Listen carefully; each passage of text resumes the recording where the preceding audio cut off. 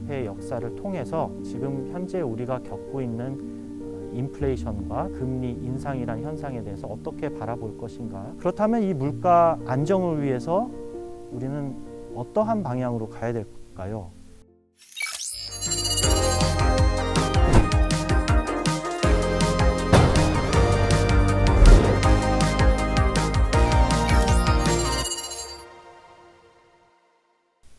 안녕하십니까?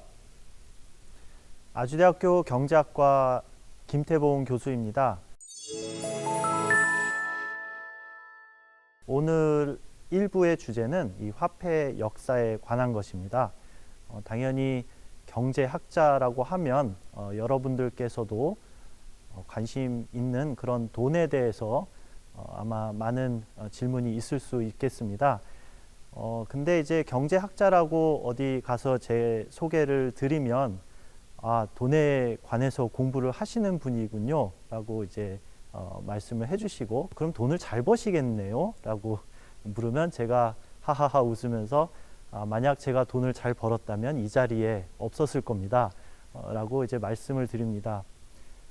그래서 이 돈을 잘 번다는 것과 돈에 대해서 공부한다는 것은 약간의 차이가 있을 수 있습니다. 경제학이라는 것과 실제 경제 현상의 어떤 괴리를 우리는 어쩔 수 없이 갖고 있습니다. 왜 그런가라고 생각을 해보면 그 질문이 조금은 잘못됐을 수 있습니다.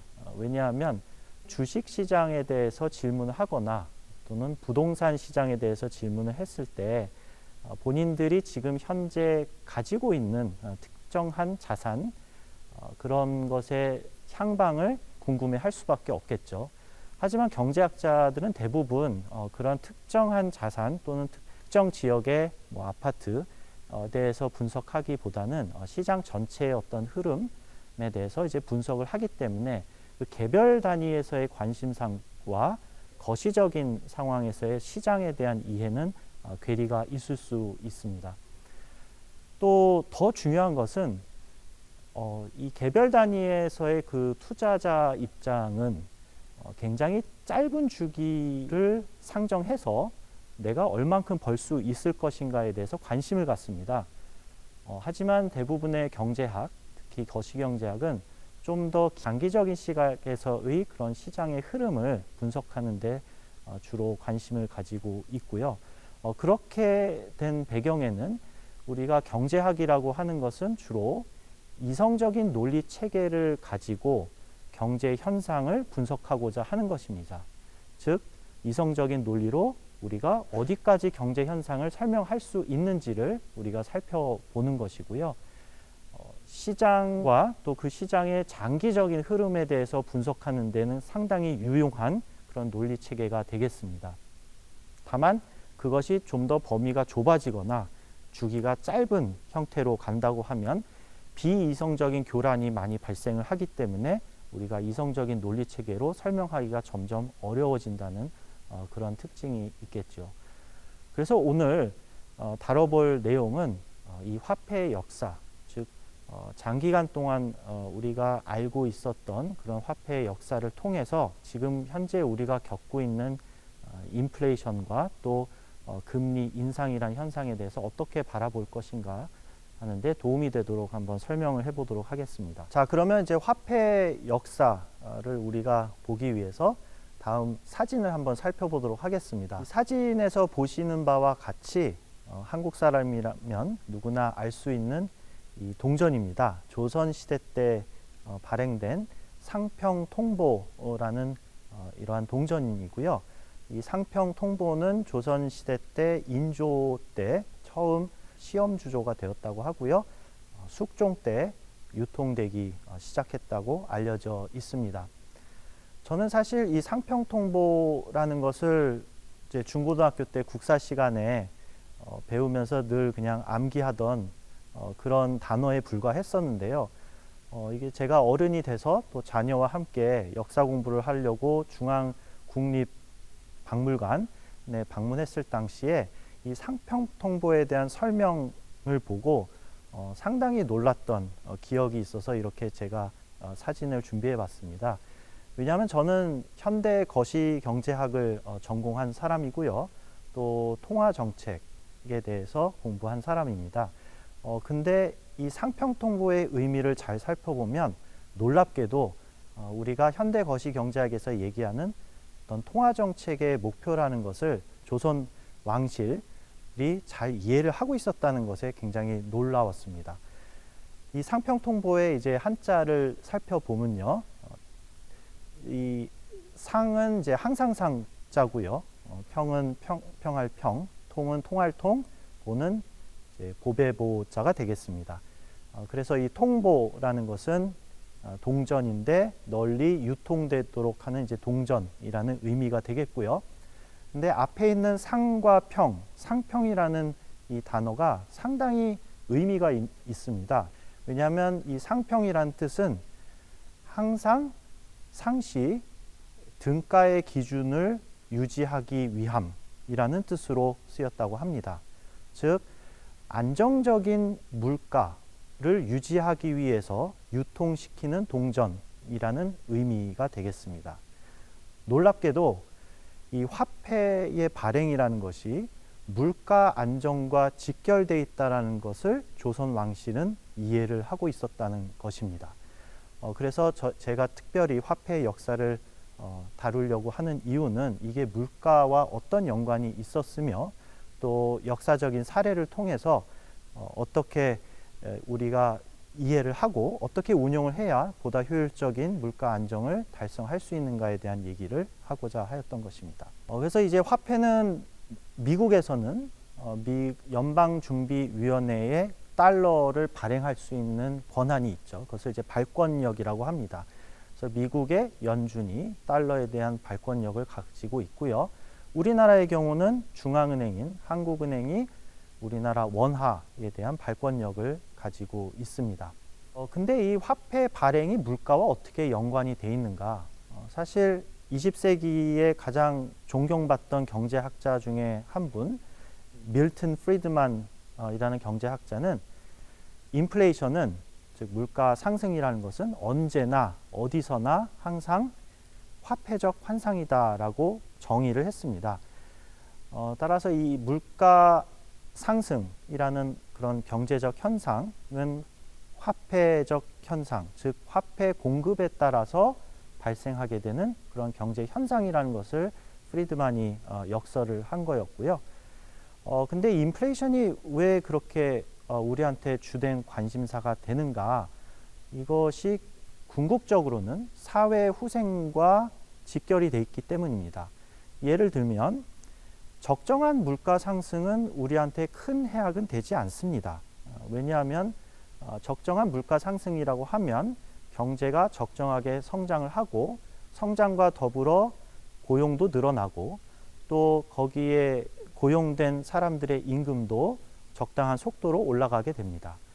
그러면 실질적으로 우리가 구매할 수 있는 어떤 구매력에 있어서 큰 변화가 없기 때문에 사회 후생적으로는 안정적으로 유지될 수 있겠습니다만, 만약에 인플레이션이 과도하게 높아진다고 하면 그럴 때는 실제 일반 대중들이 벌어들이는 소득보다 높아진 상품을 구매해야 되는 상황에 직면하게 됩니다.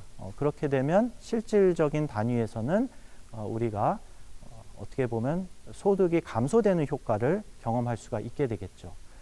또한 이 인플레이션의 해악으로 보면 두 번째로는 이 자산을 가지고 있는 사람과 갖고 있지 않은 사람, 즉 빈부 격차를 더 확대시키는 요인이 되기도 합니다. 인플레이션은 자산 가격의 상승도 이제 포함된 것인데요. 자산을 가지고 있는 사람은 인플레이션으로부터 이득을 얻지만 자산을 갖지 못한 사람 입장에서는 상대적으로 손해를 보게 되는, 따라서 빈부의 격차가 심화가 되는 그런 일이 발생을 할 수가 있겠습니다. 따라서 인플레이션을 적정한 속도로 조절하는 것이 중요하고요. 또 그것은 궁극적으로 중앙은행이 화폐를 얼만큼 발행해서 공급하느냐가 중요한 그런 의사결정이 되겠습니다. 그렇다면 왜 도대체 화폐 공급이 늘어나는 것이, 즉 중앙은행이 통화를 발행해서 공급하는 이러한 정책이 인플레이션을 야기하는가? 이것은 아주 간단한 희소성의 원리로 설명을 해볼 수가 있겠습니다. 우리가 포트폴리오 관점에서 그 자산을 가지고 있다고 하면 현금 자산이 있을 수가 있고요. 그다음에 현금이 아닌 비화폐성 자산, 채권이 될 수도 있고요. 부동산이 될 수도 있겠습니다. 그런 다양한 자산 포트폴리오를 가지고 있는데 만약에 화폐량이 늘어난다고 하면 그렇게 됐을 때는 희소성으로 보면 화폐가 더 흔해지죠. 그리고 화폐가 아닌 다른 비화폐성 자산은 더 희소해집니다. 당연히 이런 비화폐성 자산의 희소성으로 인해서 가격은 올라간다고 하는 것이죠. 그러면 사람들의 의사결정은 어떻게 변할까요? 화폐 대신 자산을 소유하려고 하거나 또는 상품을 사려고 합니다. 따라서 화폐 공급의 증대는 인플레이션을 야기하게 되고요.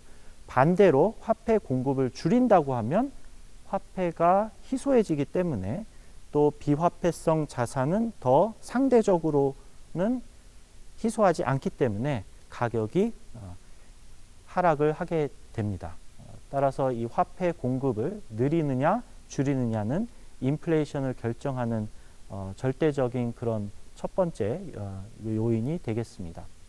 예, 그렇다면 이 화폐 공급과 인플레이션 간의 관계 그리고 이러한 기제가 극대화된 사례가 있었습니다. 사실 이러한 기제를 우리가 선제적으로 미리 인류가 알고 있었던 것은 아니고요. 경험적인 사례를 통해서 우리가 배우게 됐습니다. 그러한 가장 중요한 사례가 있었는데요. 20세기 초 유럽과 미국의 역사가 되겠습니다. 20세기 초로 돌아가면 인류 역사에 있어서 가장 중요한 사건이 있었습니다.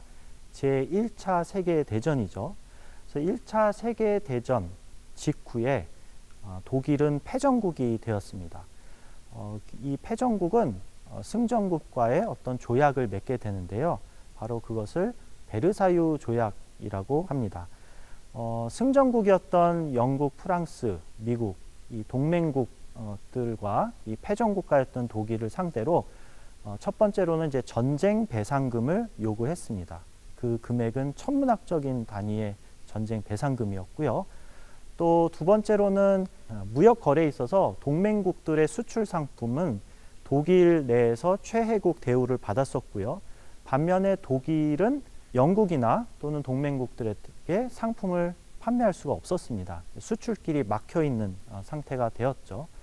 따라서 독일 입장에서는 이 전쟁 배상금을 지불하려면 어떻게 해서든 국가에서의 벌어들인 소득을 가지고 갚아야 되는 입장이 되었지만 이 무역거래에서의 불균형적인 그런 조약에 의해서 사실상 국가 소득을 증대시킬 수 있는 방법은 막혀 있었던 상황이었습니다.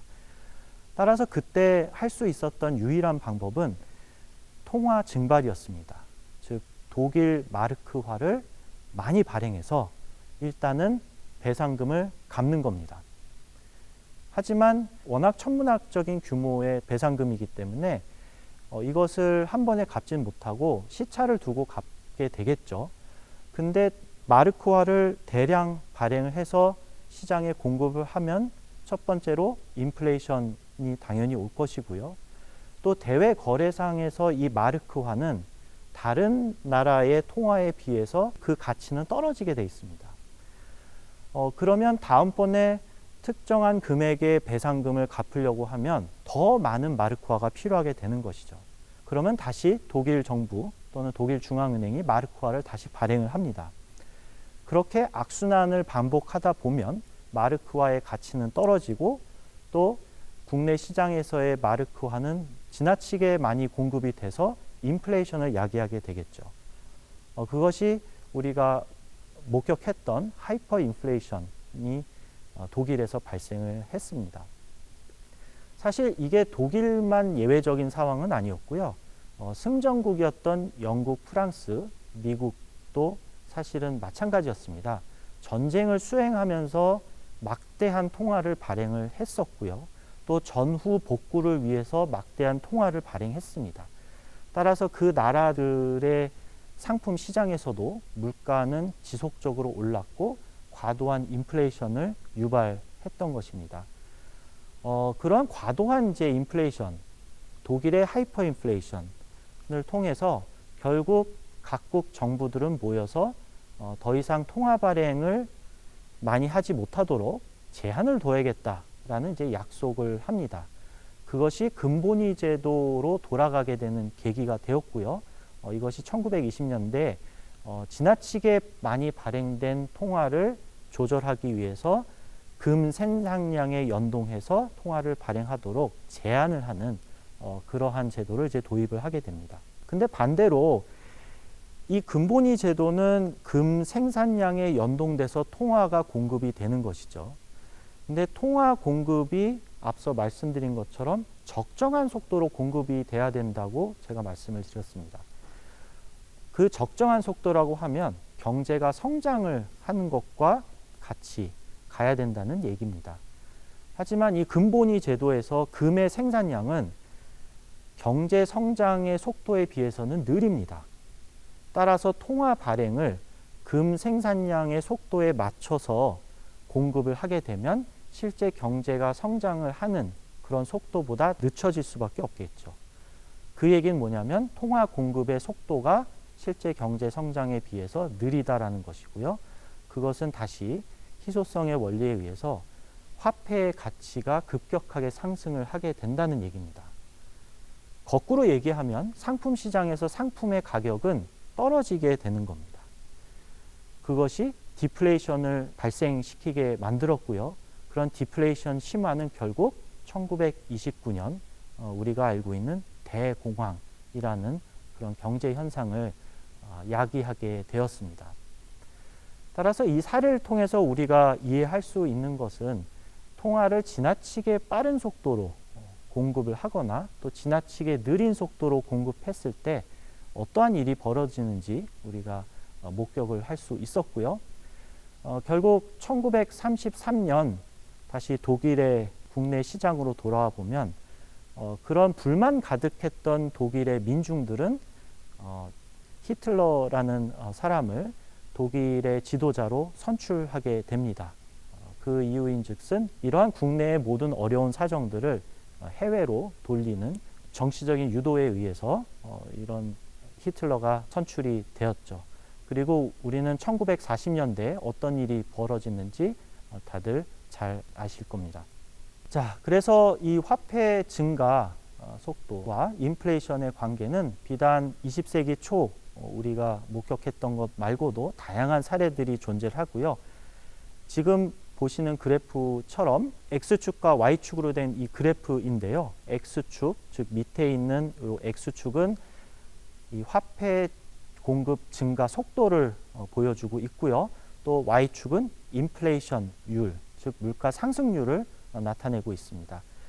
각각의 여기 빨간 점들이 찍혀 있는데요. 이 빨간 점들은 동유럽 국가들입니다. 각 점은 한 나라를 보여주고 있는 거고요. 이 빨간 점이 찍힌 그 지점에서 특정한 물가 상승률과 특정한 화폐 공급 증가율이 나타나 있습니다. 보시는 바와 같이 이 빨간 점들이 이렇게 우상향하는 방향으로 이렇게 산점도가 분포되어 있는 것은 물가 상승률이라고 하면은 화폐 공급 증가 속도와 비례하는 그런 것을 이제 나타낸다고 볼 수가 있겠습니다. 이 가장 상단에 있는 사례는 이제 벨라루스의 경우인데요. 이 벨라루스의 물가 상승률은 무려 120%가 넘습니다. 이 120%라고 하면 이 연율 기준인데요. 100% 연율로 물가가 상승했다고 하는 것은 물가가 1년 만에 2배가 됐다는 것입니다. 즉 벨라루스의 물가 상승률은 1년에 2배 이상 상승한 것으로 나타내고 있고요. 근데 이게 다른 요인보다도 아래 X축에서 나타낸 바와 같이 화폐 공급 증가에 직결되어 있는 그러한 것으로 이제 우리가 이해를 해볼 수가 있겠습니다. 따라서 저희가 여기서 가질 수 있는 결론은 이제 화폐 공급은 결국 경제 성장의 속도와 더불어 비슷한 속도로 증가가 돼야 된다는 것인데요. 지금 현재 우리가 목격하고 있는 높은 물가 상승률은 사실 지난 10년 이상 동안 지나치게 빠른 화폐 공급으로 인한 그러한 결과라고 볼 수가 있겠습니다. 2008년 글로벌 금융 위기 당시에 미국 연준은 기준 금리를 0%까지 내렸고요. 또 화폐를 엄청나게 발행을 해서 공급을 했습니다. 또 2011년에는 유럽 재정 위기가 발생을 하면서 유럽 중앙은행들도 막대한 화폐를 발행해서 공급을 했었고요. 2010년대 이제 중반을 지나면서 어느 정도 화폐 공급의 증가 속도를 늦춰야 될 그런 기회는 왔었습니다. 어느 정도 세계 경기가 회복을 하고 점차 이자율이 다시 올라가는 방향으로 갔었지만 2020년에는 또 코로나 팬데믹 위기라는 특별한 또 에피소드가 발생을 하게 되었죠. 그렇게 경제 활동이 상당히 제약된 그런 상황에서 다시 미국 연준을 비롯해서 전 세계 각국 중앙은행은 기준금리를 다시 내리고 막대한 화폐를 발행해서 공급을 했었습니다. 그 결과 우리가 목격했던 것은 2020년, 21년 동안에 자산시장에 거품이 발생을 했었고요. 또 이 상품시장에서의 물가라는 것은 화폐가 공급된 즉시 당장 물가가 오르는 것이 아니고 시차를 두고 천천히 오르게 돼 있는데 자산시장에서의 거품은 즉각적인 반응을 보였던 반면에 상품시장은 그런 물가 상승 압력이 점차 시차를 두고 나타나게 된 것이고 지금 현재 와서 우리가 목격하고 있는 굉장히 높은 물가 상승률은 그런 막대한 화폐 공급의 증가가 시차를 두고 누적적으로 지금 영향을 미친 것으로 볼 수가 있겠습니다. 그렇다면 이 물가 안정을 위해서 우리는 어떠한 방향으로 가야 될까요? 화폐 공급을 다시 줄이거나 또는 화폐 공급을 늘리는 속도를 줄이는 방향으로 가야 된다는 것이었습니다. 그래서 지금 미국 연준 또 우리나라 한국은행에서 기준금리를 올린다고 하는 그런 정책적 의사결정은 결국 화폐 공급의 속도를 늦추자 또 물가를 안정시키자 하고자 하는 그런 의지를 보여주고 있는 것입니다. 그래서 오늘 이 시간에 우리가 배운 내용은 이 화폐 공급과 또 인플레이션 간의 관계 또 역사적인 사례를 통해서 우리가 어떠한 것을 경험했는지 그리고 지금 우리가 목격하고 있는 실제 경제 현상을 어떻게 이해할 것인지에 대해서 얘기를 해봤습니다. 네, 지금까지 강연을 들어주셔서 감사합니다.